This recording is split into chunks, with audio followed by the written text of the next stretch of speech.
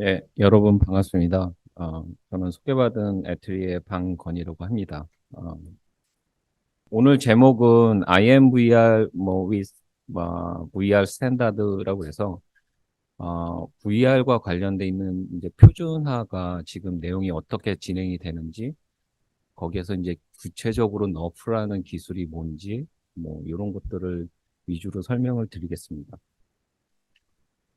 보통 이제 저희 애트리도 좀 소개를 드리자면 이제 저희는 이제 어, 뭐 IT 관련한 R&D를 이제 연구하는 연구기관이고요. 출연연구소고 출연연구소라는 건 이제 정부로부터 이제 펀딩을 받아가지고 그걸로 이제 프로젝트를 하면서 연구를 하는 집단입니다.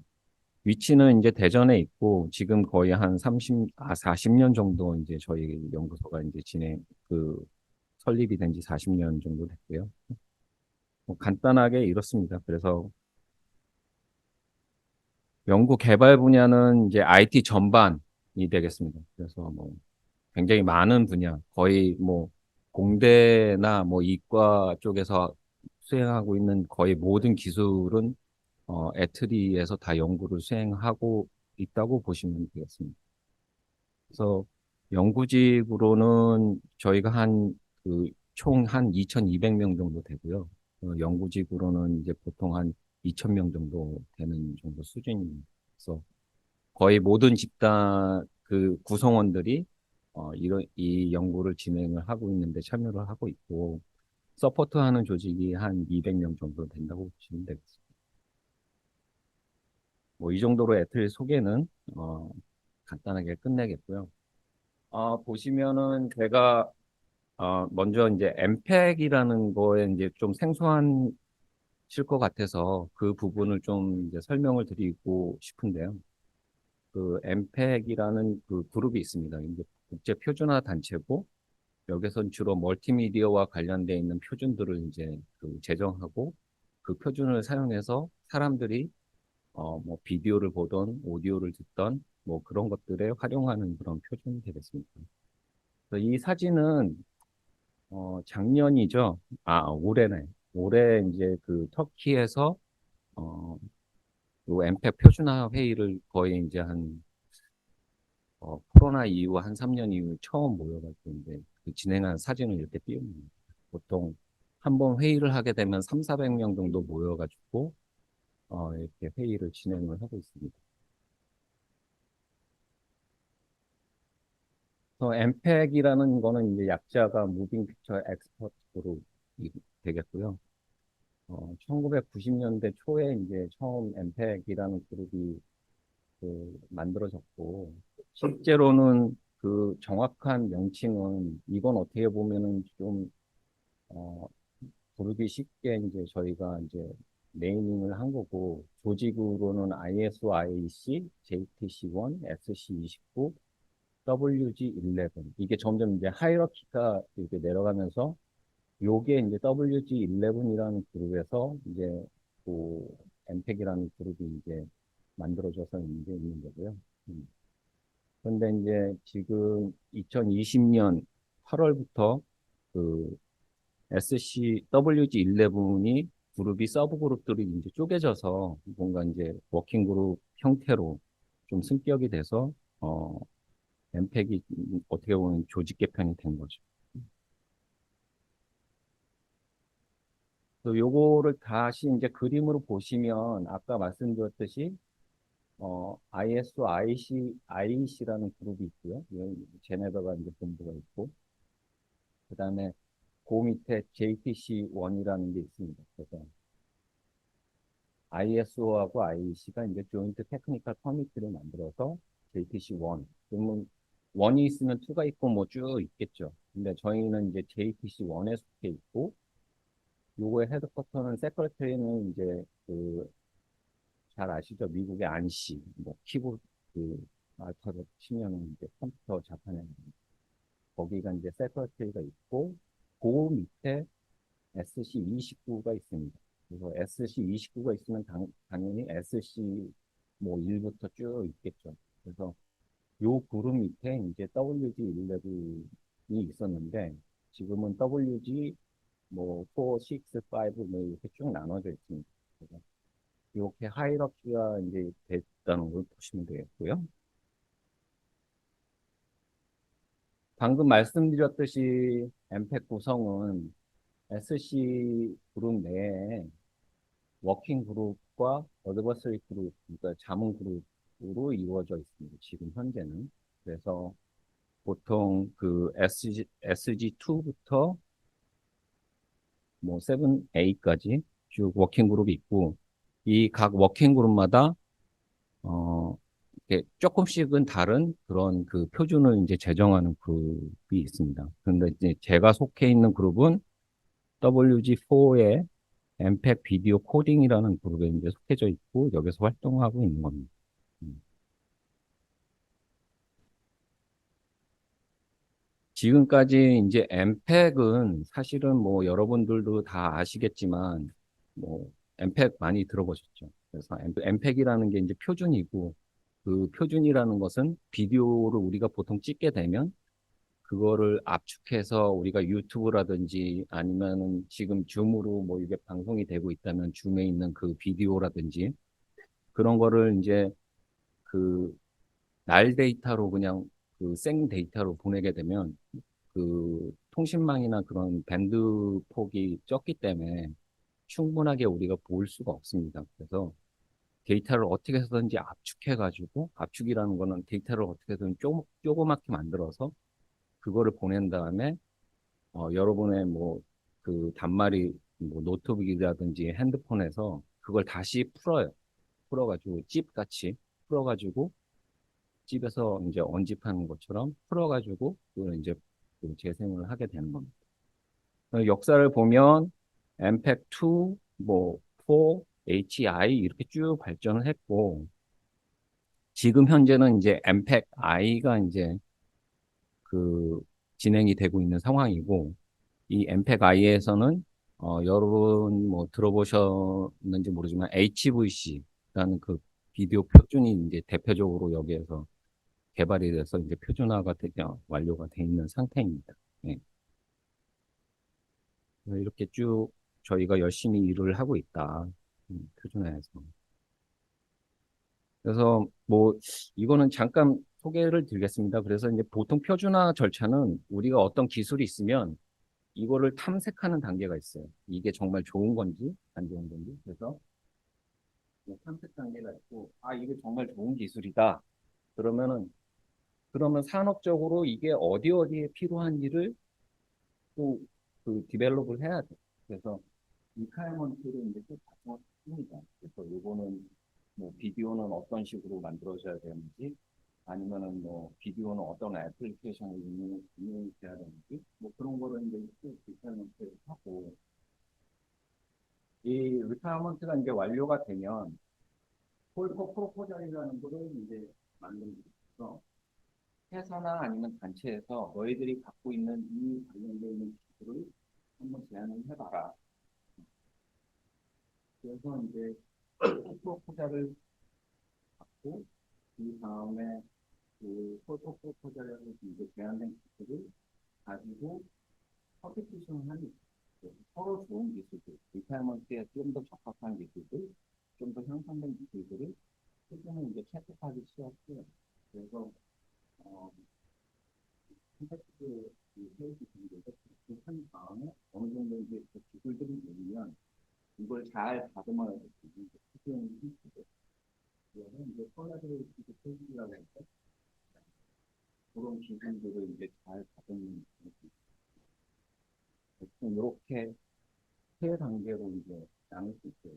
탐색 단계, 리타이먼트 페이지 단계, 그다음에 콜라보레이티브 페이지 단계 이렇게 해서 표준이 이루어집니다. 보통 이렇게 표준화가 되면 2년짜리가 있고 3년짜리가 있고 4년짜리가 있고 그래서 보통 2년 정도의 표준 완료가 되는 경우가 있고 최장이 이제 4년까지 가는 그 표준화 그 시간이 있습니다.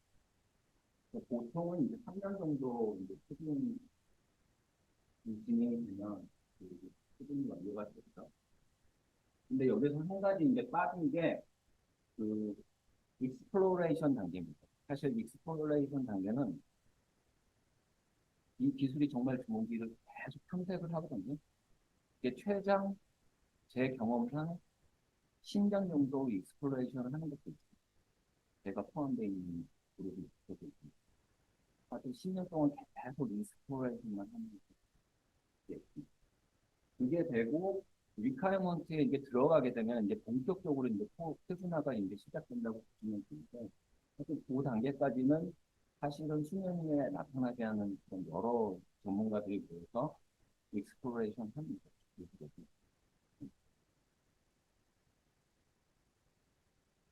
그래서 그런 표준을 만들기 위해서 아까 말씀드렸지만 WD2라든지 3라든지 4라든지 그런 워킹 그룹에서 밑에 이제 애드워크 그룹을 이렇게 만들어서 그 애드워크 그룹에서 진짜 전문적으로 그 기술에 대해서 탐색을 하거나 표준화를 만들거나 그런 거를 이제 서브 그룹, 애드워크 그룹에서 하는 거죠. 애드워크라는 건 이제 워킹 그룹이 있으면 거기에 이제 붙어가지고 그거를 이제 전문적으로 이제 하는 어떤 또 소그룹이라고 보시면 돼요. 그래서 워킹 그룹도 엔텍 비디오 코딩이라는 그 워킹 그룹 또 밑에는 지금 현재는 애드워크는 생겼다 없어지고 생겼다 없어지고 있거든요.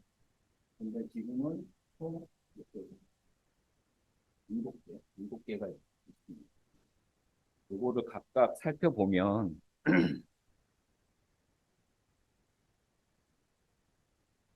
먼저 EVC 이렇게 차례대로 이제 한번 훑고 지나가겠습니다. EVC 있고, LV, EVC 있고, MIV 있고, IMVR 있고, LVC 있고, VCM 있고, NNC 있습니다. 그래서 이제 요거는 자세하게 설명은 안 드리겠습니다. 그래서 이 그룹에서 뭘 하고 있구나라고만 이제 얘기를 말씀을 드리고요. 그래서 EVC는 Essential Video Coding이라고 그래서 필수적인 어떤 그 코어 테크놀로지만 가지고 어, 2D 비디오를 압축하는 그런 표준입니다. 그래서 전통적으로 H.264, 뭐 266, 265, 뭐 이런 거가 어떻게 보면 메인스트림에 있는 2D 비디오 코딩의 그 표준이라고 그러면 이 에센셜 비디오 코딩은 어, 얘기가 좀 그런데 거기에서 코어만 골라내가지고 이제 그 표준을 만든 겁니다. 그런 게 있고 그 다음에 이제 Low Complexity Enhancement Video Coding이라고 해서 LCEVC라는 그런 또 표준 애드업이 있습니다. 여기는 뭐냐면 그 264, 265, 266이 진행되면서 굉장히 압축률이 2배씩 이렇게 좋아졌어요. 그 말은 점점 복잡한 계산이 많이 들어간다는 얘기. 그러면 그 복잡한 계산을 하기 위해선 당연히 하드웨어도 복잡해질 거고 배터리 소모도 더 많이 들 거고 어쨌거나 데이터량은 줄어들지만 하드웨어한테는 굉장히 많은 부담을 줄 수 있거든요. 그래서 여기서 이제 표준을 만드는 거는 좀 더 이제 가벼운 하드웨어, 좀 라이트한 하드웨어에서 이제 동작할 수 있는 그 비디오 코덱을 만들어 보자. 그래서 연산량이 조금 지금보다 좀 덜한 그런 그 기술들을 또 모아서 비디오 코덱 그 표준을 만드는 겁니다. 그래서 그런 그룹이 있고요.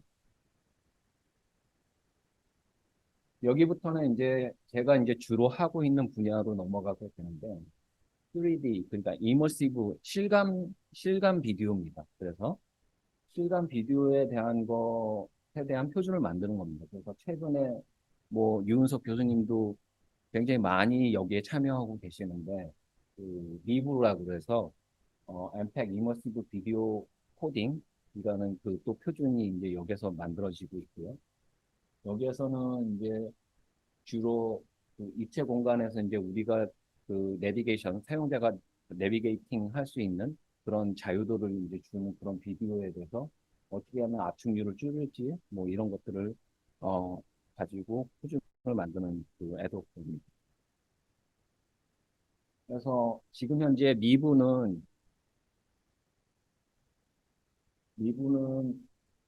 그 표준이 1차는 끝났어요. 1차는 끝났고, 2021년에 끝났고, 그다음에 지금은 세컨 페이지라고 해서 세컨 에디션 디벨롭 단계입니다. 그래서 지금까지 다루지 못했던 그런 그 다른 특성 리퀘어먼트 기술들을 이 세컨 페이지에서 이제 다루면서 이제 좀 더 표준을 이제 확장을 하려고 그러는 추세입니다. 자, 그러면 이거는 하이브리드 느낌이거든요. 어떻게 보면 그 3D 비디오 코딩과 AI 코딩을 이제 합친, 그러니까 AI 기술을 이용해서 이머시브 비디오를 어떻게 해서든 압축을 해보자라는 그룹이에요. 그래서 이제 IMVR이라고 해서 Implicit Neural Visual Representation 에도 그룹이 있고요. 여기에서는 주로 3D 비디오 관련해서 너프 기술을 중심으로 뭔가 그 탐색을 하고 있습니다. 그래서 아까 말씀드렸듯이 익스플로레이션 단계 이거는 나머지는 이거 같은 경우에는 이제 리퀘어먼트나 디벨롭 단계를 지나서 뭐 파이널라이즈 된 것도 있고 그다음에 또 이제 하는 것도 있고 근데 이거는 이제 익스플로레이션 단계예요. 그럼 아까 뭐라고 말했죠? 익스플로레이션 단계는 언제 끝날지 몰라. 그래서 굉장히 지루한 초기에는 굉장히 관심이 많아요. 사람들한테 새로운 기술이 나왔다. 그럼 뭐가 이게 표준화가 될지. 그래서 지금 이건 한 1년 정도 됐는데 사람들한테는 굉장히 새로운 뉴 키워드니까 뭐가 있겠거니 이렇게 하는데 사실 리퀘어먼트라는 거는 산업적으로 쓰여야 되거든요. 그래서 뭐 예로 들면 삼성, 뭐 LG, 뭐 구글, 뭐 엔비디아 이런 데서 나는 이 기술을 가지고 뭔가 비즈니스를 하겠어. 라는 어떤 리퀘어먼트가 있어야 돼. 근데 아직까지는 어, 조금씩은 나타나고 있는데 아직까지는 그렇게 폭발적으로 뭔가 리퀘어먼트가 존재하는 건 아닙니다. 그래서 지금은 리퀘어먼트 익스플로레이션 단계라는 거고요. LVC도 마찬가지로 이거는 렌즐렛이라고 그래서 약간 좀 뷰가 다른데 그 렌즐렛 비디오 코딩과 관련돼 있는 그 표준을 만들고 있는 단체 그 그룹이에요. 이것도 되게 스토리가 깁니다. 이거는 지금 렌즐렛 비디오 코딩이 익스플로레이션을 한 지 거의 한 10년쯤 됐어요. 근데 아직까지 표준 리퀘어먼트를 그러니까 되게 웃기는 게 한 한 5년쯤 돼서 헤드그룹에서 야 너네들 리퀘어먼트를 좀 작성을 해봐라. 리퀘어먼트를 작성을 해봐라. 그럼 이 사람이 이 애드웍 그룹에서 뭔가 리퀘어먼트를 막 디벨롭을 하려고 그러는데 천상 삼성이라든지 이런 데서 관심이 없어. 그러니까 다시 백해가지고 그냥 익스플로레이션 단계로 머물고 있는 거야. 요즘 헤드그룹은 계속 쪼는 거죠. 그래서 뭐 거의 뭐 학교나 뭐 회사나 똑같아요. 그래서 상당히 압박감은 갖고 있지만 어쨌거나 이거와 관련된 기술들이 존재를 하니까 계속 익스플로레이션을 하고 있어요. 네. 자, 그러면 이제 AI 코딩에서는 뭘 하고 있냐. 그래서 VCM이라고 해서 비디오 코딩 포 머신입니다. 그러니까 여태까지 264나 266, 뭐 그런 265, 뭐 이런 비디오 코딩은 사람이 영상을 보는 거를 타겟팅을 한 거예요. 근데 이거는 사람은 관심이 없어. 기계가 이 비디오를 이해를 해야 돼. 그럼 그 뜻이 뭐냐면 어떤 네트워크가 있으면 그 네트워크에다가 내가 영상을 집어넣어주면 이 네트워크가 뭐 사람이다, 아니면 자동차다, 뭐 인식을 하잖아요. 아니면 영상을 내가 그 네트워크에다가 집어넣어주면 클래시피케이션을 해요. 그래서 뭐 세그멘테이션을 하던지 그래서 뭐 사람들이나 사물들을 이렇게 잘 분리를 해줘요. 그거는 사람이 하는 게 아니라 네트워크가 하는 거죠. 그러면 네트워크 그, 그 그렇죠. 요게 이제 네트워크라고 보시면 되고요. 네트워크가 이해할 수 있을 정도로 비디오를 인풋만 넣어주면 돼요. 그러면 사람과 그 기계가 이해하는 비디오는 사실은 다르거든요. 그래서 이제 여기에서는 기계를 위한 이제 비디오를 입력으로 집어넣어 주는데 이 비디오들의 숫자들이 많으니까 그거를 이제 좀 압축해서 표준을 만드는 거예요. 그래서 이제 줄여가지고 이제 VCM이라고 부르고 여기에는 이제 그 잘 아시겠지만 네트워크에는 피처들이 존재를 하죠. 그 러닝을 하면 그래서 피처들을 존재를 하니까 이 피처들을 코딩을 어떻게 잘 하는지 그런 게 있고 피처들은 이제 어떻게 보면 네트워크에 입력으로 받는 이미지나 비디오가 있을 텐데 그럼 이미지나 비디오를 사람들이 이해할 수 있는 그 이미지나 비디오를 집어넣어 주는 게 아니라 그냥 네트워크에서 이해할 수 있을 정도로만 뭔가 코딩을 할 수 있는 이미지나 비디오를 코딩을 해보자. 그래서 이렇게 두 가지로 이제 나누어서 그 표준을 이제 진행을 하고 있습니다. 자, 그러면은 요 NNC 같은 경우에는 뉴럴 네트워크 컴프레션입니다. 이건 말 그대로 네트워크에 있는 모델 자체를 압축을 하는 거예요. 아까 말씀드렸지만 네트워크에 그 트레이닝을 하게 되면 모델이 만들어질 거고 그 모델이 만들어지면 그 용량이 이제 커질 수 있는데 그런 것들에 대해서 이제 하는 겁니다. 지금까지 서두였고 본격적으로 약간 기술적인 레벨에서 이제 조금씩 들어가 볼게요. 그래서 이머시브 비디오의 개념 그리고 이제 표준화 뭐 이런 것들이 있는데 하지만 라이트 필드를 알아야 합니다, 여러분. 왜? 라이트 필드 비디오라는 것 자체가 어떻게 보면 이제 그 이쪽 비디오 시그널 쪽에서는 이머시브 비디오의 이제 근간이 될 수 있으니까 라이트 필드에 대한 개념을 좀 아셨습니다. 그래서 라이트 필드 비디오라는 것은 한마디로 이 공간상에 그 빛들이 굉장히 많이 차 있어요. 한 점에서도 여러분들의 그 이마의 어떤 한 점에서도 반사되는 그 빛들은 그 사방팔방으로 이렇게 쭉 퍼지고 있거든요. 단지 우리 눈이 그 레이의 어떤 한 부분을 이렇게 받아들여 가지고 그걸 상으로 맺혀서 우리는 이제 명확하게 이제 그 상을 보는 것 뿐이지 사실 이 공간 안에는 굉장히 많은 빛들이 꽉 차 있다고 보시면 됩니다.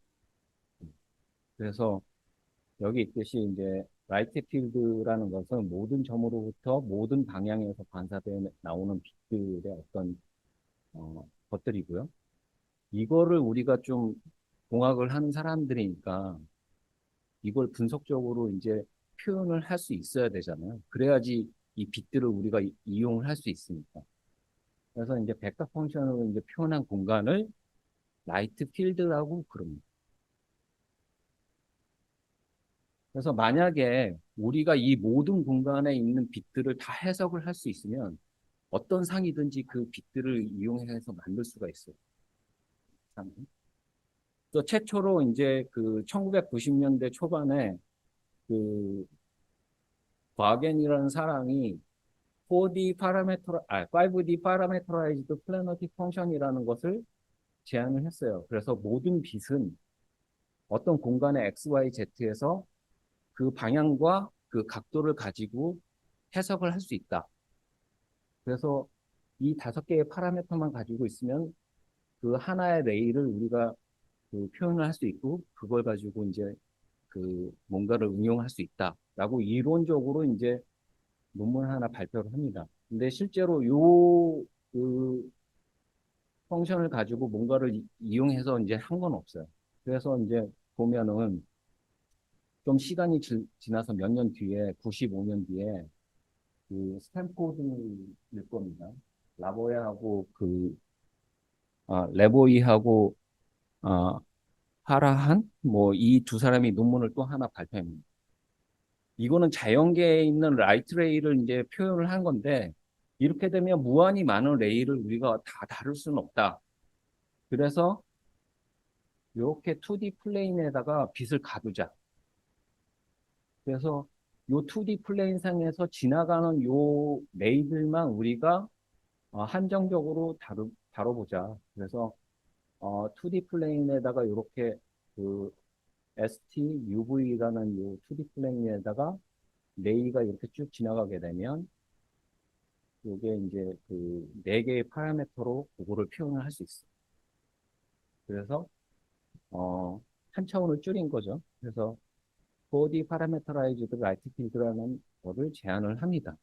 요거를 하는 순간 사람들이 이제 영상들을 이제 뭔가 조작을 할 수 있는 그런 응용을 가지고 이제 그 페이퍼들이 나오기 시작합니다.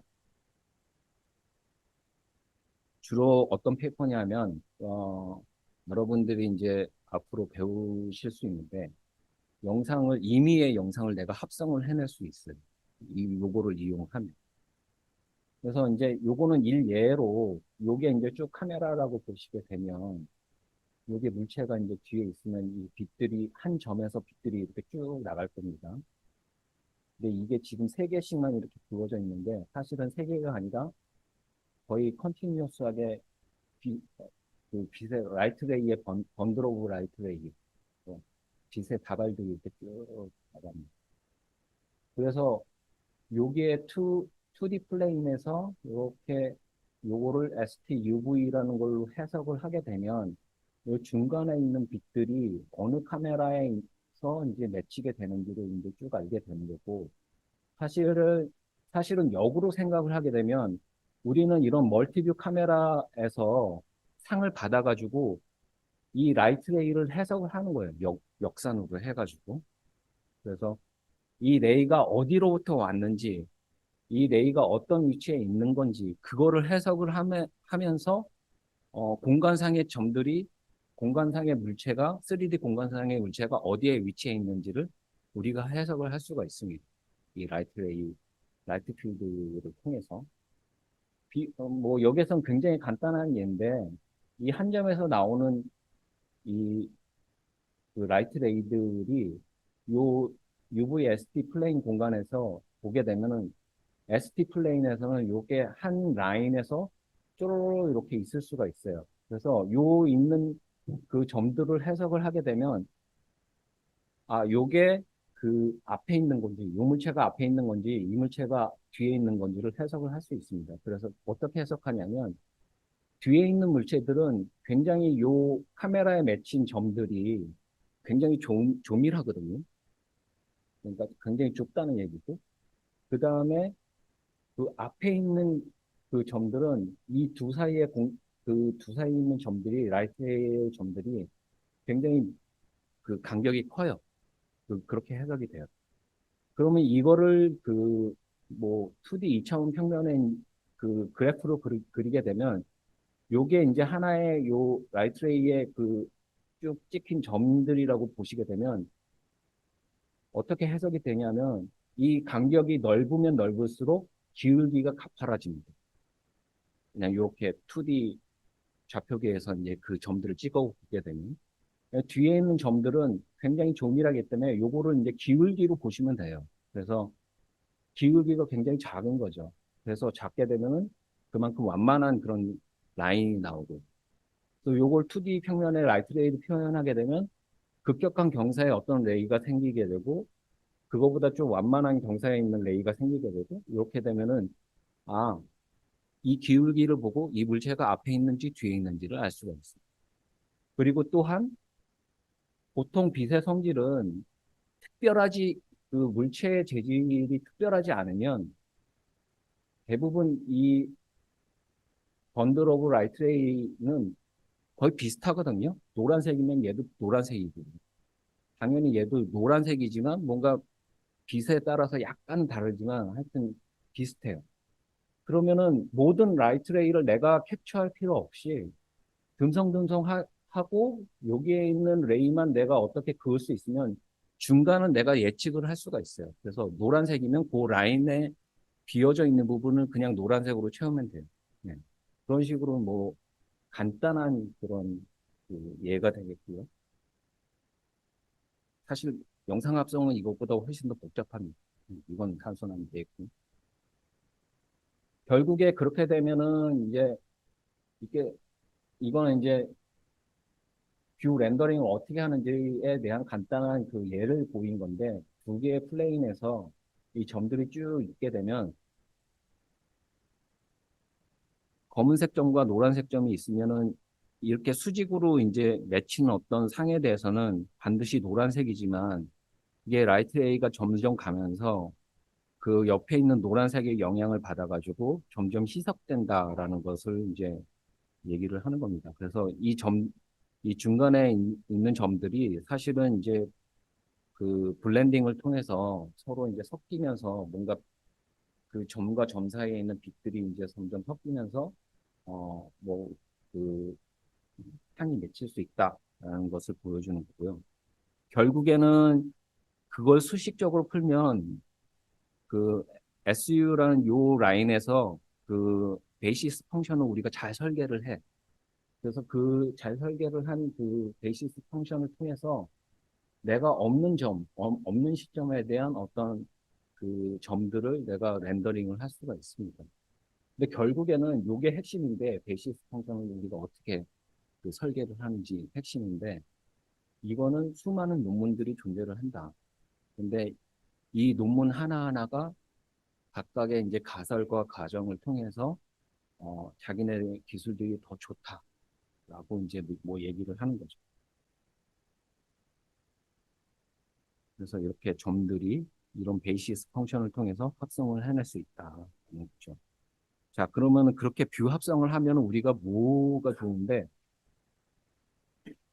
하고 부르면 뭐 이렇게 비디오가 있으면 내가 어떤 순간에 대해서 사용자가 이렇게 움직이는 방향에 따라서 뷰들을 내가 보고 싶을 거예요.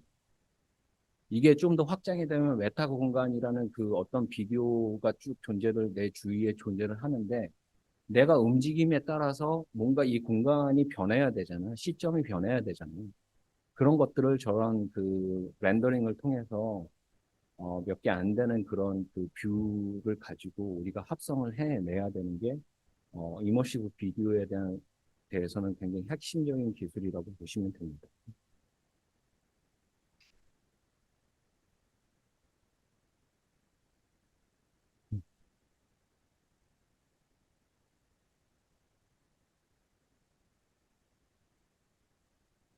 네. 결국에는 근데 여기 이게 약간 거짓말이 있어요. 뭐냐면 아까도 말씀드렸지만 이제 거짓말이라기보다는 한계가 있습니다.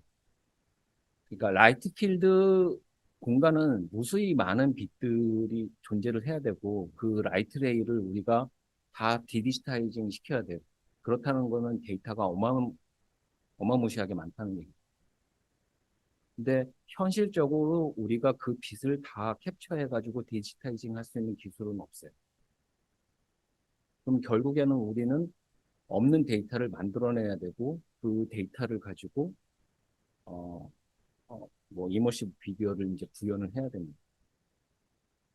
그러면은 이제 없는 데이터면 그러면 그 데이터를 우리가 어, 뭔가 그 추측, 에스티메이션 할 수 있는 어떤 그 근거가 되는 정보들이 필요하잖아요.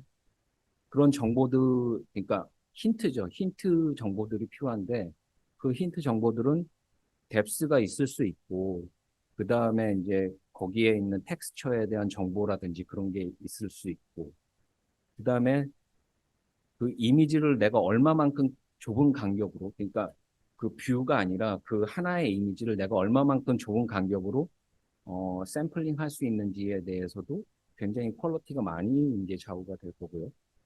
그 다음에 아까 말씀드렸지만 그 뷰 합성을 할 때 내가 레졸루션을 얼마로 잡을지, 4K로 할지, 뭐 8K로 할지, 뭐 2K, 뭐 HD급으로 내가 그 영상을 합성을 해낼지 그런 거에 따라서 어, 그 정보들이 많고 적음이 그 결정이 되겠죠. 그래서 풀 HD보다는 4K로 할 때 더 어렵고 4K로 할 때보다는 8K로 내가 영상을 합성할 때 더 어렵고 그렇습니다. 요런 이제 그 어떻게 보면 그 뷰 렌더링에 있어서 퀄리티를 결정할 수 있는 팩터들이 존재를 합니다. 자, 그러면 과거에는 그 뷰 합성 방법들로는 무엇이 있을까? 굉장히 이제 이거는 AI하고는 약간 좀 그 번외에 있는 기술들이에요. 물론 지금도 많이 활용되고 있는 기술이긴 합니다. 첫 번째로는 그 3D 워핑 기술이라고 있습니다. 그래서 3D 워핑 기술은 뭐냐면 그 이런 다시점, 그러니까 시점들을 각각 다른 시점에서 그 캡처를 한 그런 비디오들이 이렇게 딱 존재를 한다고 봤을 때 여기에 해당되는 그 깊이 맵, 그러니까 깊이 맵이라는 거는 그 이 영상에서 요 사람이 앞에 있고 요 뒤에 있는 배경이 이 사람보다 뒤에 있고 이런 것들을 가르쳐 주는 정보들을 이미지화한 겁니다. 영상화한 겁니다. 그래서 앞에 있는 사람은 좀 더 밝은 색으로 표현하고 뒤에 있는 거는 좀 더 어두운 색으로 표현을 해서 어, 이렇게 이제 요 깊이 맵과 그 다시점들을 입력으로 주면 내가 원하는 시점을 요 다시점에 있는 영상 텍스처와 깊이 맵을 가지고 임의로 이제 합성을 해낼 수 있는 겁니다. 그거는 굉장히 수학적으로 그냥 그 이론적으로는 굉장히 단순합니다. 그래서 그 프로젝션 매트릭스라는 게 있어요. 그 프로젝션 매트릭스라는 건 뭐냐면 결국에 내가 이 영상을 찍었을 때 이 카메라의 정보를 통해서 이 카메라의 상에 내가 어떻게 3차원 공간상에 있는 그 영상들이 맺히는지 그런 것들을 이제 그 매트릭스화 시킨 겁니다. 그래서 요 매트릭을 통해 가지고 내가 요 한 점에 있는 게 어디에 존재를 하는지를 알 수 있는 거고 이 프로젝션 매트릭스를 통해 가지고 이거를 다시 역산을 해서 3차원 공간상에다가 요 2D 레퍼런스 이미지에 있는 거를 3차원 공간상에다가 다시 보내고 내가 원하는 타겟 뷰, 임의의 뷰, 합성하는 그 시점에 있는 그 영상에다가 다시 리프로젝션을 하는 그 단계를 이렇게 쭉 수식으로 설명을 한 겁니다. 그래서 여기에 있을 때 깊이 맵이 굉장히 중요한 게 뭐냐면 이 프로젝션 매트릭스와 깊이 맵을 통해서 여기에 있는 영상들의 한 점을 3차원 공간상으로 내가 보낼 수가 있어요. 그 다음에 그 3차원 공간상에 보낸 다음에 내가 임의의 프로젝션 매트릭스를 알고 있으면 이미 그 시점의 프로젝션 매트릭스를 알고 있으면 3차원 공간상에 있는 그 점을 내가 임의의 프로젝션 매트릭스로 같이 연산을 하면은 임의에 있는 그 영상을 내가 만들어낼 수가 있어요. 이렇게 프로젝션을 통해서. 그렇지만 물론 여기에도 굉장히 많은 그 잔기술들이 들어가야 돼. 결국 보여지게 되려면. 왜냐하면 내가 이게 프로젝션 시켰는데 보이지 않는 부분도 있을 거고 그런 부분들은 내가 뭐 채워 넣어야 되니까. 뭐 이런 3D 워핑 기술이 있다. 다른 하나는 어, 그 MPI라고 해서 멀티플레인 이미지라는 그 기술이 있습니다. 이거는 2000년 초반에 이제 어떻게 보면 나온 건데 이거는 AI가 약간 들어갑니다. 그래서 그 레퍼런스 소스가 있고 세컨 소스가 있는데 뉴럴넷을 통해서 이 두 개의 디스패리티를 구해서 어, 이 뉴럴넷 그 뭐지, 네트워크가 영상의 그 깊이를 이제 추정을 할 수 있게 그렇게 학습을 시키는 겁니다. 그래서 그 이렇게 해서 그 몇 개의 레이로 그 영상을 이제 그 뎁스 레이를 이렇게 쭉 만들어 주고요. 그 만들어준 그 레이를 통해서 이렇게 이제 그 멀티플 레이가 이제 나오게 되면 요거에 있는 각 점, 그 각 레이에 있는 물체들을 내가 원하는 시점으로 이렇게 프로젝션을 시키는 요 프로젝션 시키는 건 똑같아요. 근데 여기에서는 이제 좋은 게 뭐냐면 이거는 우리가 깊이 맵을 계산을 해서 만들어내야 돼. 근데 이거는 두 개의 영상을 지어주면 네트워크가 그걸 알아서 해줘. 그래서 이제 우리가 굳이 깊이맵을 알 필요가 없는 거예요. 근데 이거는 이제 뭐 직관적으로 생각을 하면 우리 사람이 이렇게 주변을 보면 여기 있는 학생이 앞에 있고 저기 있는 학생이 뒤에 있는 거 당연히 알잖아요. 네트워크가 그걸 학습을 하는 거예요. 학습을 해서 레이를 몇 단계로 이렇게 쭉 나눠가지고 그 정보를 기반으로 해서 내가 원하는 시점에 있는 영상을 만드는 거예요. 그건 굉장히 베이직한 거고, 물론 여기에서도 프로젝션 시킨다고 해서 뭐 굉장히 나이스한 그림이 나오는 건 아니에요. 당연히 장기술들이 여기에도 다 많이 들어가고, 그런 것들은 이제 여러분 학생들이 그런 걸 연구를 할 수 있는. 다른 하나는 이제 볼륨 렌더링이라고 그래서, 이건 사실은 앞에 뒤에 있는 두 기술은 어떻게 보면은 이미지 프로세싱 기반해가지고 컴퓨터 비전이나 그런 쪽에서 발전되어 온 기술이라고 보면, 이 볼륨 렌더링은 초반에는 이제 초기의 기술은 이제 그래픽스 쪽에서 나온 거예요. 볼륨 렌더링이. 이거는 개념은 되게 단순합니다. 그래서 내가 어떤 객체나 물체가 있으면 얘를 슬라이스 단위로 이렇게 쭉 쪼개가지고 N개의 볼륨을 이렇게 적층해서 이렇게 만드는 겁니다. 슬라이스. 그럼 얘는 어떻게 그 슬라이스를 만들 수 있냐? 너무 단순하죠. 컴퓨터 그래픽으로 만들어내는 거니까 그래픽으로 그 슬라이스를 만들어내면 되는 거고. 어. 그래서 결국에는 이 슬라이스 단위에 있는 속성이 뭐냐면 그 슬라이스에 해당되는 물체의 컬러하고 알파, 그러니까 투명도, 그거를 주어지는, 기분하는 거예요. 그냥 그래픽스에서는 당연히 내가 만들어내는 물체니까 거기에 있는 컬러하고 알파를 맘대로 주어질 수 있으니까, 그렇게 해서 이제 그래픽스에서는 볼륨을 만들고 내가 원하는 시점에서 그거를 알파 블렌딩을 시키는 거죠. 내가 이쪽으로 보고 있다. 그러면 거기에 있는 부분에 대한 그 컬러하고 그 투명도가 얼마인지를 아니까 그걸 통해서 이제 알파 블렌딩을 통해서 이제 그걸 단순하게 이제 알 수 있는 거죠. 그게 이제 텍스처 슬라이싱이라고 그러는 거고요. 다른 하나는 이것도 마찬가지로 이제 볼륨 렌더링 기술 중에 하나인데 어, 얘는 이제 슬라이스 단위로 나눴다고 그러면 얘는 레이가 있다고 생각을 하는 겁니다. 그 한 레이에는 무수히 많은 그 점들이 있고 자연계에서는 이게 컨티뉴스한 레이들이 이제 쭉 있는 거죠.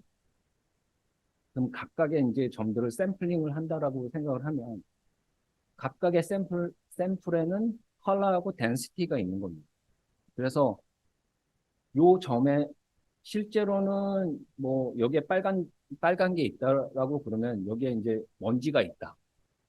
뭐가 있다. 그러면 빨간 게 아닐 수 있잖아요. 그러면 요 샘플에는 컬러가 뭐 정록, 그 아주 뭐 하여튼 크라운색이다. 그리고 이제 점점 빨간이만 비슷한 빨간이지 굳이 빨간 게 아닐 수도 있고. 하여튼, 그리고 덴서티라는 거는 이제 여기에서는 이제 투명도라고 그랬는데 여기에서는 어떻게 보면 그 트랜스미터라고 부를 수 있어요. 내가 빛을 통과를 어느 정도까지 시킬 수 있는지 뭐 비슷합니다. 개념. 그 두 개에 있는 거를 각 샘플마다 내가 임의로 주는 겁니다.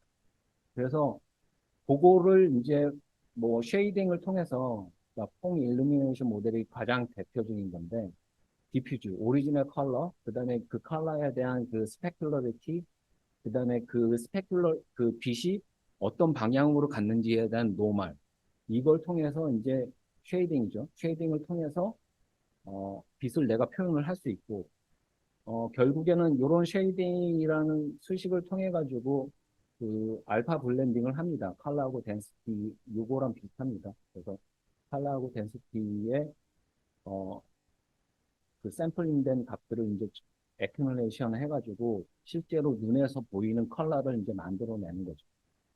근데 마찬가지로 이 샘플링을 어느 정도까지 해야 되는지, 쉐이딩의 모델을 내가 어떻게 이제 모델링을 해야 되는지, 이런 것들에 대해서 굉장히 품질이 많이 달라졌어요. 그리고 그래픽스에서는. 여기에서의 이제 장점은 뭐냐면 이런 연기 같은 거를 굉장히 잘 어, 비주얼라이제이션 할 수 있습니다. 그런 볼륨 레이 캐스팅을 통해서. 여기에 이제 왜 이렇게 볼륨 렌더링 쪽에 이제 많은 할애를 했냐면 최근 러프에서 그 이 볼륨 렌더링이라는 개념을 가지고 이제 그 발전을 하고 있으니까 얘기를 한 거인데요. 그러면 이제 그 유 교수님도 말씀하셨지만 그 유럴 레디언스 필드 줄여서 이제 러프라는 게 무엇일까라는 거죠. 이거는 본격적으로 어떻게 보면은 이제 빛을 이제 기계가 뭔가 해석을 해서 러닝을 해가지고 우리한테 우리가 원하는 그런 작업을 할 수 있게끔 해주는 그런 기술이라고 보시면 되고요. 이전까지 볼륨 렌더링에서는 그 컬러하고 덴시티를 이제 뭔가 우리가 주어지고 그다음에 그거를 가지고 이제 렌더링을 한다라 그러면 이거는 이제 임플리시 뉴럴 레프레젠테이션을 통해서 그러니까 기계가 뭔가 학습을 해요. 그 학습을 해서 그 어떤 그 씬에 대한 컬러하고 덴시티를 그 네트워크가 알아내는 겁니다. 우리가 뭔가를 주어지는 게 아니라. 그래서 여기서 임플리시티라는 거는 이제 우리말로 하면 암시적, 암묵적이라는 그런 그 의미가 되고요. 그래서 그 여기서 이제 네트워크에서 이제 학습을 하는 겁니다. 결국엔 그 컬러하고 덴시티를. 근데 여기서 입력으로 주는 건 뭐냐면 그 픽셀에 있는 X, Y, Z, 세타 파이 아까 얘기 5D 파라메터라이즈 된 그 파라메터를 여기에다가 이제 제공을 합니다. 이 점에 대해. 그럼 이 점에서 바라보는 이 값에 그 컬러하고 덴서티를 이제 뱉어내 주는 거죠. 보통 이거를 쿼리라고 부르고요. 쿼리를 네트워크에다가 어, XYZ 세타파일 주고 그거에 이제 인퍼런스라고 했죠. 인퍼런스 값은 컬러하고 덴시티가 되는 겁니다. 그러면 이 네트워크에 있는 이 어떤 그 웨이트나 아니면 그 피처들이 어떻게 보면은 임플리시 레프레젠테이션이라고 봅니다. 옛날에는 요걸 주어지면 요게 바로 나왔는데 네트워크가 그걸 다 담고 있어요. 그래서 얘한테 물어야 돼. XYZ 세타파이에 있는 컬러하고 덴시티가 뭐냐? 커리를 하면 네트워크가 알려줍니다. 그게 이제 임플리시 레프레젠테이션인데 그럼 너프는 그걸 통해서 이제 무엇을 알려고 그러냐 하면은 3D 객체의 임의의 시점에 대한 것을 알아내려고 그러는 게 어떻게 보면 너프의 주된 목적이 되겠습니다.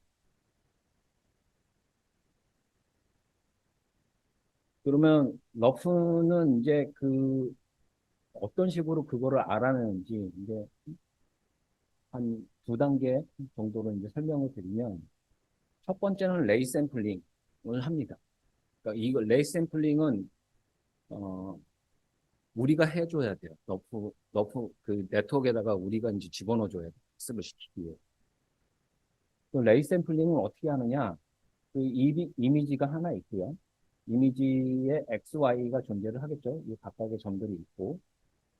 그래서 이 이미지가 과연 어디에 내가 카메라로 찍혀져 있는 이미지를 알아야 되는 거고, 이거는 호모지니어스 코디네이터를 통해서 이제 그 너프에서 이제 계산을 하고 그 호모지니어스 코디네이트의 어, 벡터를 통해 가지고 카메라 파라미터를 알게 되면 사실 이것에 이제 그 인버스를 하게 취해 주게 되면 이런 그림에서처럼 이 이미지가 3D 공간상에 어디에 위치해 있는지를 이제 우리가 파악을 하는 단계가 먼저 필요하고요. 그렇게 그 카메라 포즈를 우리가 알았다면 그 카메라 위치에서 레이를 한 점에서 이렇게 쐈을 때, 이 바운딩 박스라고 합니다. 보통. 바운딩 박스를 우리가 이제 그 임의로 이제 설정을 해 놓고 이 바운딩 박스의 상이 이렇게 맺혔다라는 것을 가정을 시켜서 이 위치에 있는 이미지를 이 레이를 통해서 쭉 쏴주는 겁니다. 그래서 이 위치에 있는 그 물체가 과연 이 바운딩 박스 어디에 맺혀 있는지를 우리가 알고 그 아는 것에 대한 그 샘플링을 통해 가지고 알기 위해서 그 샘플링을 통해서 이제 컬러하고 덴서티를 이제 학습을 해보자라는 거고요. 그래서 어, 레이 샘플링은 여기에 식처럼 이렇게 나오는데 오리진 포인트가 이제 정해지게 되면 이 오리진 포인트가 있죠. 그 오리진 포인트가 여기에서 정해지게 되면 이 오리진 포인트에서 키 D가 있는데 이 D는 디렉션을 나타내는 겁니다. 그래서 이 디렉션이 이쪽으로 가는 것에 대해서 키의 간격만큼, 요 샘플링의 간격만큼 내가 점을 구해가지고 네트워크에다가 이제 쿼리를 던져줍니다. 쿼리를 던져줄 때 여기에서는 각각의 컬러하고 덴시티가 나오겠죠. 나오는데 아까 말씀드렸지만 그 컬러하고 덴시티를 통해서 내가 어떤 한 점에, 어떤 위치에 있는 점에 어, 것들을 내가 봐야 되니까 그거는 이제 그 점들을 애큐뮬레이션 해야 되니까 볼륨 렌더링이라는 걸 통해서 내가 어떤 위치, 임의의 디렉션에 있는 것을 그, 알 수 있습니다. 그래서 볼륨 렌더링이라는 거는 레이 샘플링을 통해서 나온 컬러하고 덴서티를 애큐뮬레이션 또는 이제 블렌딩하는 과정이다라고 보시면 됩니다. 그래서 일반적인 볼륨 렌더링의 수식은 이렇고요. 이 렌더링을 실제로 이제 그 쿼드라틱 포뮬러를 통해서 우리가 그 프로그래밍 해야 되니까 이 적분을 이제 썸메이션으로 이렇게 바꾸는 겁니다. 그래서 이 썸메이션을 통해서 내가 이제 요 이제 식을 통하는데 컬러하고 레이 샘플링 된 컬러하고 이제 덴서티가 있으면 그것들을 이제 이렇게 애큐뮬레이션 통해 가지고 어 요, 요 볼륨 렌더링을 하는 거죠. 단 여기에서 트랜스미터라고 해서 이 빛이 어느 정도 투가 되는지에 대해서 한 번 더 여기서 걸러주면서 각 레이에 있는 샘플링마다 요 이제 그 트랜스미터를 계산을 해줘가지고 실제로 이제 내가 원하는 위치에 있는 점을 이제 이렇게 그, 볼륨 렌더링을 통해서 얻을 수 있는 거죠. 네. 그래서 이제 다시 정리를 하자면 내가 이렇게 쿼리를 하고 컬러하고 덴서티를 이렇게 뽑아내잖아요. 어떤 레이에 대해서 뽑아내는데 실제로 이 네트워크 업데이트 되려면은 이 네트워크 업데이트 되기 위해서는 어떤 로스 펑션을 계산을 해야 되고 그 로스 펑션이 있으려면 그라운드 트루스가 있어야 되잖아요. 실제로 그라운드 트루스는 레이 샘플링에 있는 이 모든 값들을 다 그라운드 트루스로 우리가 가질 수가 없어요. 그러면은 어떻게 해야 되냐면 우리가 알 수 있는 거는 최종 단에 있는 요 칼라 값이거든요.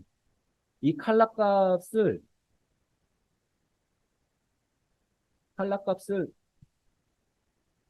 여기 쿼리 할 때마다 이 칼라 값 볼륨 렌더링 해서 칼라 값이랑 로스 펑션 계산하고 그 다음에 업데이트하고 요 다음 레이 샘플링 구해가지고 칼라하고 덴서티를 또 얻으면 그걸 또 볼륨 렌더링해서 로스를 또 계산하고 그런 식으로 계속 그 네트워크를 업데이트 시켜 나가면서 어, 구성을 하는 거죠. 시간이 되게 오래 걸려요. 생각만 해도 복잡하잖아. 모든 레이에 대해서 내가 학습하고 볼륨 렌더링하고 뭐 이런 로스를 계산하는. 그래서 요즘은 매우 패스트한 러프 기술들이 많이 연구가 되고 있다. 그거는 여러분들이 찾아보시라. 뭐, 하여튼 그래서 매우 복잡하다기보다는 레이가 굉장히 길고 이 점드 레이에 대해서 이제 뭐 하는 것들이 굉장히 복잡한 그런 게 너프의 기본적인 기술인데 이렇게 레이의 한 점을 이제 볼륨 샘플링을 하더라도 퀄리티가 그렇게 좋지 않아요. 왜냐하면 모든 점들을 다 샘플링 그 쿼리로 집어넣는 게 아니라 랜덤리 이제 레이를 이제 만들어 가지고 그거를 집어넣기 때문에 볼륨 그 뷰를 합성낸다고 그래서 좋지가 않아요. 그래서 뭔가 하이 프리퀀시 성분도 같이 이제 동시에 이제 학습을 해보자라는 게 이제 포지셔널 인코딩이라는 개념인데, 포지셔널 인코딩은 하이 프리퀀시 성분에 대해서 뭔가 이제 더 쿼리를 주는 거죠. 그래서 한 좌표가 주어지면 거기에 대해서 주변에 있는 점들을 약간 좀 해서 그 좀 더 많은 좌표를 담는 거를 이제 학습을 통해요. 그래서 이제 한 점이 있으면 거기에다가 이제 보통 20개의 그 포지셔널 인코딩을 통해 가지고 학습을 시켜주게 되고요. 그거는 이제 이 그림으로 보게 되면 아까 단순히 레이 하나만 가지고 학습을 하게 되면 이렇게 굉장히 뿌연 점들이 나와요. 형태는 알아볼 수 있지만 디테일은 없는. 근데 포지셔널 인코딩을 했더니 그러니까 요 한 점에서 포지셔널 인코딩으로 주변에 있는 점들을 이렇게 살펴보는 거죠. 했더니 그 하이 프리퀀시 성분이 살아있다더라. 그래서 대부분의 너프 기술들은 레이센 툴링을 학습할 때 포지셔널 인코딩을 통해 가지고 좀 더 많은 쿼리를 이제 줄 수 있게끔 하는 게 그렇고요. 요거는 이제 MPI 기술로 이제 렌더링 한 거를 좀 보여주는 거고, 요거는 너프 기술로 이제 한 거를 보여주는 겁니다. 근데 여기서 차이점은 뭐냐면 MPI 같은 경우에는 이 리플렉턴스, 이제 유리병, 호위병에 있는 요 반사면들이 제대로 이제 잘 반영이 안 되는 그런 단점들이 있어요. 물론 MPI도 다른 기술들을 더 접목시켜가지고 이걸 보완할 수 있는 기술들이 물론 있습니다. 그런데 순수 MPI만 사용하게 되면 이런 그 리플렉턴스는 잘 반영을 못하고 너프 같은 경우에는 기본적으로 이런 투명한 거나 리플렉턴스를 어느 정도 반영을 해줄 수 있는 그런 게 있어요. 뭐 이런 게 비교를 할 수 있다는 거고요. 이제 마지막으로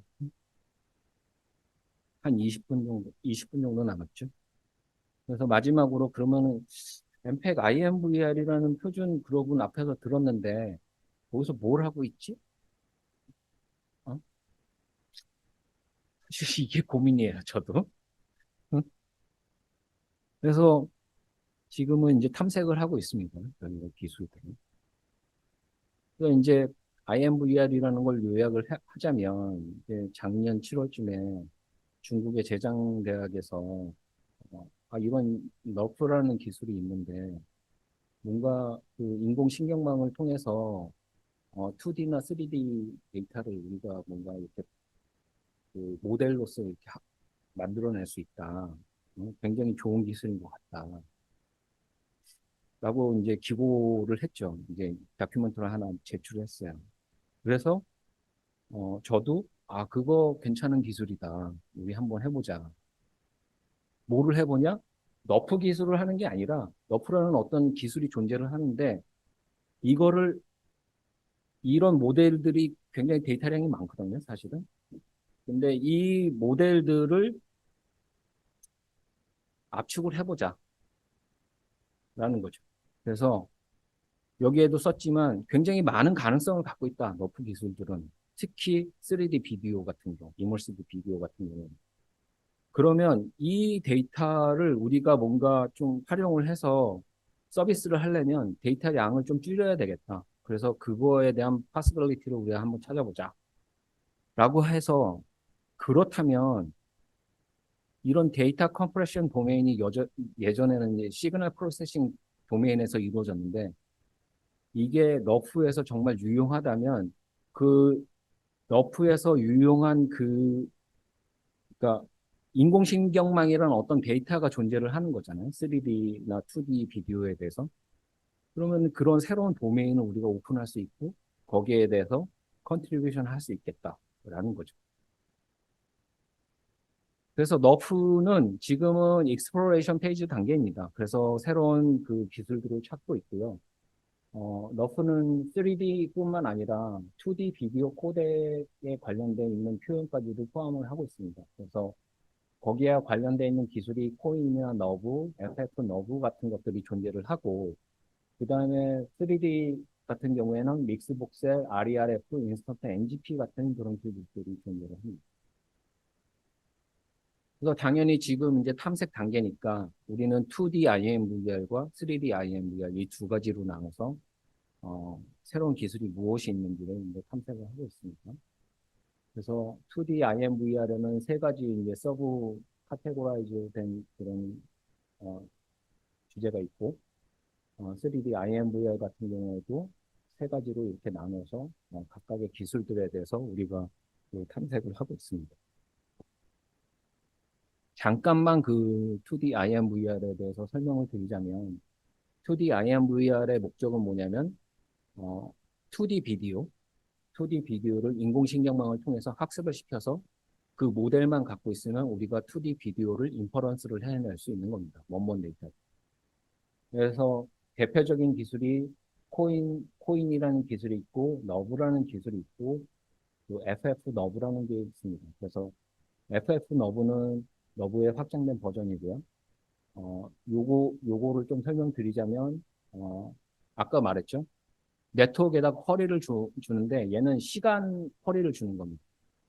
야, 시간, 그러니까 뭐 프레임 인덱스라고 그러는데, 네. 두 번째 프레임에 대한 그 쿼리를 주면 얘가 두 번째 프레임에 대한 그 그림을, 영상을 학습을 해요. 네트워크를 통해서. 그 다음에 세 번째 프레임은 뭐니? 물어보면 세 번째 프레임에 대해서 학습을 해요.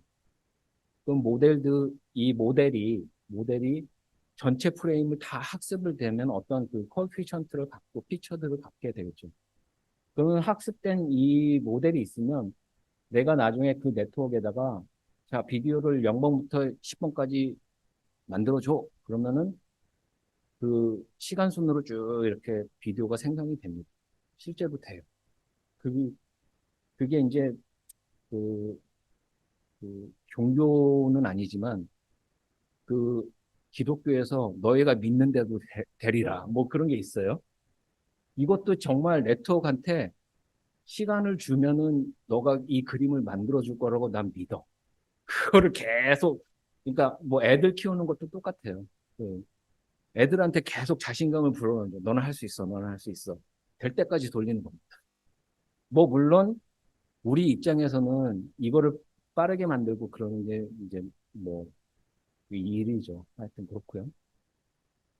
이거 같은 거는 FF 너브는 요거를 좀 더 이제 확장된 버전이고, 물론 개념은 똑같습니다.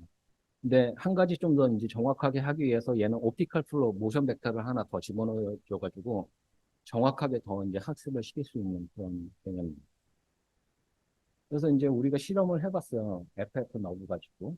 그래서 두 가지 시퀀스에 대해서, 어, 지금 최고 그 스테이트 오브 아트, 시그널 프로세싱에서 가장 압축률이 좋은 HVC와 비교를 해봤습니다.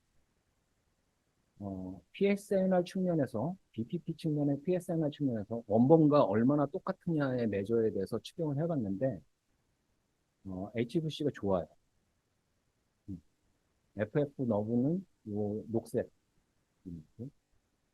커트스, 요 그림에 대해, 요 비교에 대해서 했더니, 어, 이, 그러니까 압축률이 높은 구간에서는, HVC가 좀 좋지만, 압축률이 어느 정도 가게 되면 이게 역전되는 게 있어요. 그러면 가능성이 있어요.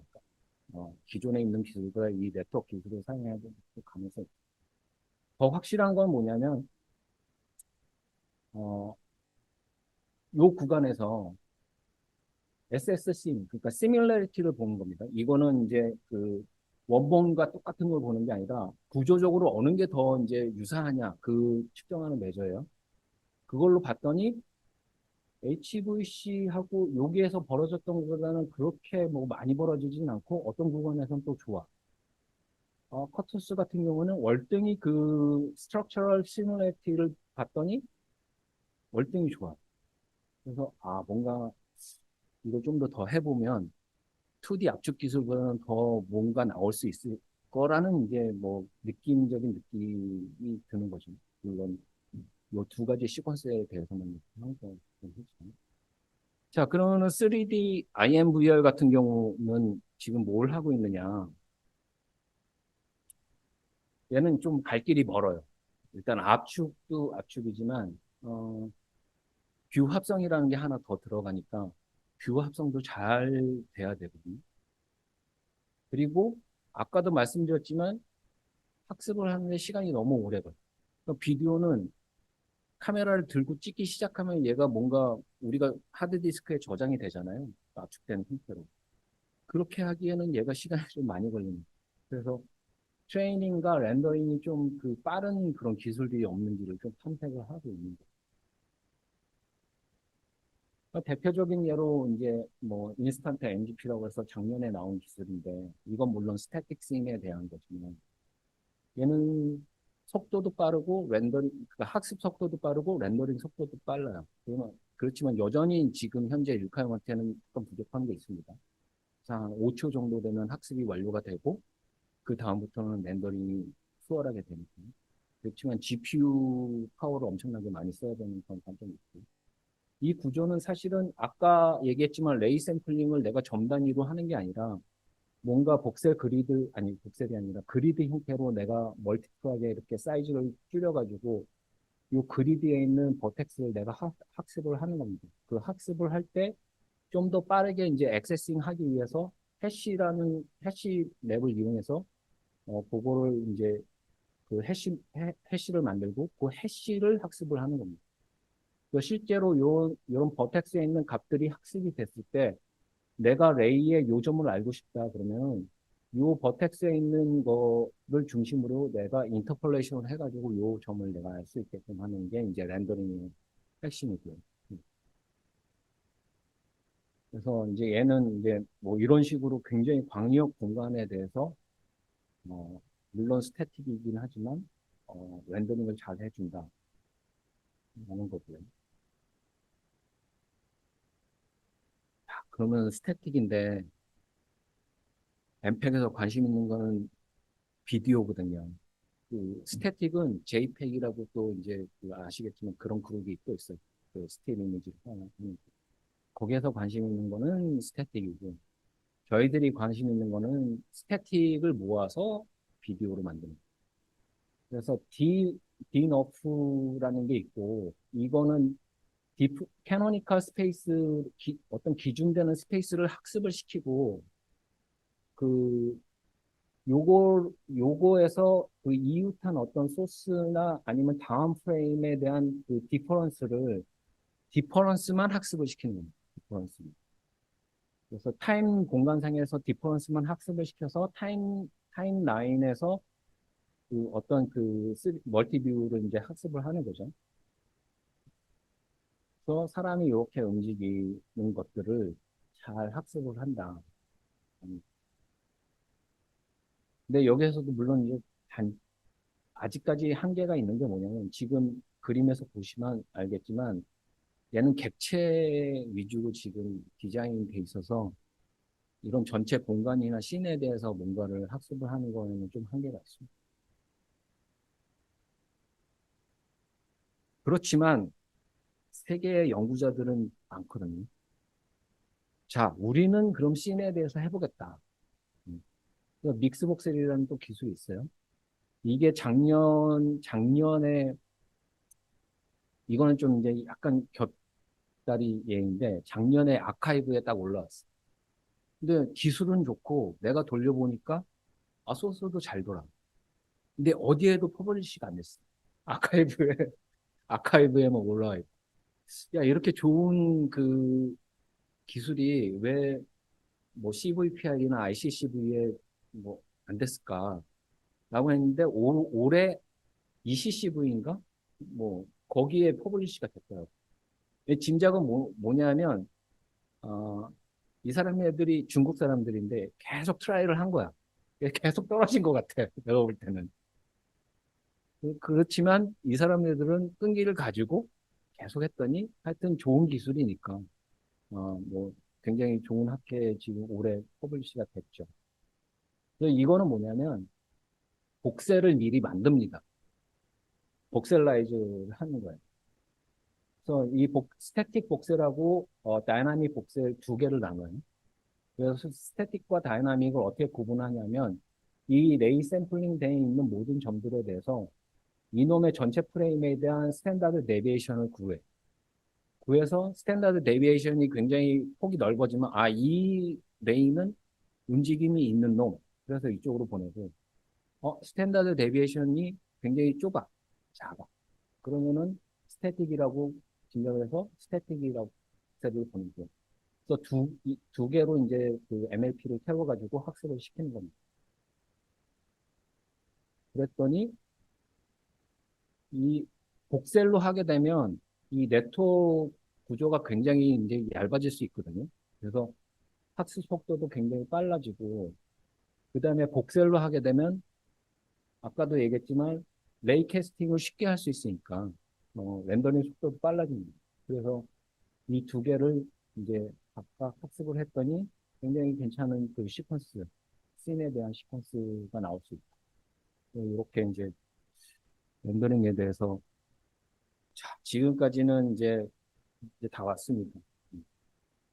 지금까지는 이제 3D 렌더링에 대해서 이제 얘기를 했는데, 그 IMVR의 목적은 이제 압축하는 거거든요. 압축하는데, 그래서 이제 그 컴프레션에 대해서 이제 그 IMVR에서는 주로 하고 있고, 그럼 컴프레션 기술은 이제 뭐가 있느냐? 뭐 결국에는 지금까지 나온 것들은 그 모델을 어떻게 잘 압축을 해서 그 성능을 하락 없이 그 웨이트 값을 잘 압축을 했는지 그런 것들을 하는 거죠. 그래서 QAT랑 LSA라는 그 기술이 있습니다. 그래서 그런 기술들을 사용해서 압축을 해봤는데 현재까지의 그 어, 기술은 뭐냐면 기술에서 나온 그 결과는 뭐냐면 사실은 이게 이제 파란색의 모델 사이즈고요. PSN 아니가 퀄러티를 이제 쭉 보게 되면 그 압축 기술을 사용했더니 압축은 순간 탁 돼요. 그래서 굉장히 압축이 첫 번째 퀄러티에서는 굉장히 좋아지는데 반면 퀄러티의 데그레데이션은 그렇게 많지 않습니다. 근데 어느 순간 압축률을 계속 그 높이다 보면 어느 순간에 퀄러티가 디그레데이션 되는 순간이 팍 오게 됩니다. 이게 사실은 문제예요.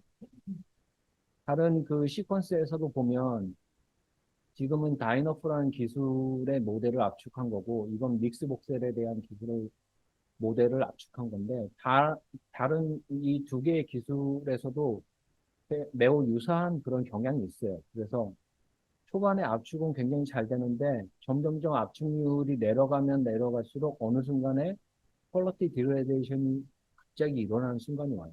근데 이 순간이 되면 사실은 복원된 영상의 그림은 굉장히 안 좋거든요. 근데 우리의 목적은 이 목적이라기보다는 보통 압축을 생각하는 사람은 압축률이 이렇게 쭉 그래프가 나타나게 되면 사실 그 퀄러티도 이거에 준해서 이렇게 쭉 그 디그레데이션이 나와야 되거든요. 근데 이렇게 갑자기 떨어지는 거는 사실은 압축을 하는 사람으로서는 좀 받아들이기 힘든 그런 결과예요. 그래서 이런 것들을 어떻게 우리가 잘 해결할 수 있을지 지금 뭐 여기 나왔죠. 어떻게 해결할 수 있을지 지금 이게 고민 사항이죠. 결론을 한번 맺어볼까 합니다. 네, 지금까지 엠팩 IMVR에 대해서 또 한번 얘기를 했고 결국 엠팩 스탠다드는 이머시브 비디오 코딩에 관련해서 거의 20년째 굉장히 많은 표준들이 점진적으로 이제 개발이 돼 왔습니다. 그래서 2000년 초반에는 MVC라고 해서 264를 확장시킨 멀티뷰 비디오 코딩이 있었고요. 익스텐션이죠. 그 다음에 두 번째는 MVHVC라고 해서 멀티뷰 비디오 익스텐션 오브 HVC가 있었고요. 다른 하나는 3D HVC라고 해서 이거는 멀티뷰하고 깊이 맵을 같이 이제 압축을 하는 그런 그 기술이 있었고, 그 다음에 VVC가 개발되면서 당연히 멀티뷰를 또 커버하는 그런 기술들이 나왔습니다. 그리고 최근에는 미브라고 해서 엠팩 이머시브 비디오라는 그런 표준이 나왔고, 그러면 이제 과연 다음에 그 이머시브 비디오에 대한 표준은 뭘까? 뭐 이거는 제가 써놓은 겁니다. 사실 답은 없어요. 근데 지금 현재 엠팩에서 바라보고 있는 거는 IMVR이나 이부 이런 것들이 우리가 앞으로 뭐 차세대로 비디오 코딩을 할 수 있는 그런 표준을 만드는 초석이 되지 않을까라는 생각이 듭니다. 그리고 이제 말씀드렸지만 엠팩이라는 그룹은 어떤 국한된 기술 하나, 비디오 코딩이면 비디오 코딩에 대해서만 그 개발을 하는 게 아니라 시스템, 비디오, 오디오, 그래픽스, 그러니까 WG3부터 WG7까지의 그 워킹 그룹들이 한데 어우러져 가지고 콜라보레이티브 워크를 하는 겁니다. 그래서 비디오 코딩의 표준을 만들게 되면 오디오에 대한 거기에 걸맞는 코딩 기술들이 또 표준이 만들어져야 되고 이거를 전송하기 위해서 시스템 레벨에서 비디오와 오디오를 어떻게 엮을지에 대한 그런 그 또 표준이 시스템에서 만들어져야 됩니다. 그래서 항상 이렇게 네 개의 그룹이 움직이면서 U 스탠다드 패키지를 만들어 왔어요. 그래서 그걸 보통 우리가 U 아이템 또는 U 프로젝트라고 부르는데 엠팩2, 4, 7, HI 이게 하나의 어떻게 보면은 그 각 스탠다드가 끝날 때마다 새롭게 네이밍 돼서 새로운 프로젝트를 이제 하는 거고요. 그래서 지금 현재로는 엠팩 I 스테이지인데 이제 거의 끝마무리에 와 있고 이번에 이제 새로 시작하게 되는 게 엠팩 AI라는 그런 새로운 프로젝트이 이제 디벨롭 될 겁니다, 아마. 그래서 거기에는 NMVC, 그러니까 뉴럴 네트워크 비디오 코딩이라고 해서 이거는 이제 전통적인 2D 비디오 코딩에서 네트워크를 활용하는 그런 비디오 코덱에 대한 표준이고 NNC는 아까도 말씀드렸지만 뉴럴 네트워크 컴프레션, 그다음에 비디오 코딩 퍼 머신, 그다음에 IMVR, AI PCC, 포인트 클라우드 코딩을 네트워크를 이용해서 해주는 뭐 이런 것들이 있을 수가 있습니다. 이런 식으로 저희 이제 그 엠팩 그룹에서는 어, 다음 차세대 엠팩 AI라는 프로젝트를 기반으로 해서 새로운 그 U 스탠다드 패키지를 지금 이제 앞으로 한 3, 4년간 이제 새로 디벨롭할 그 예정입니다.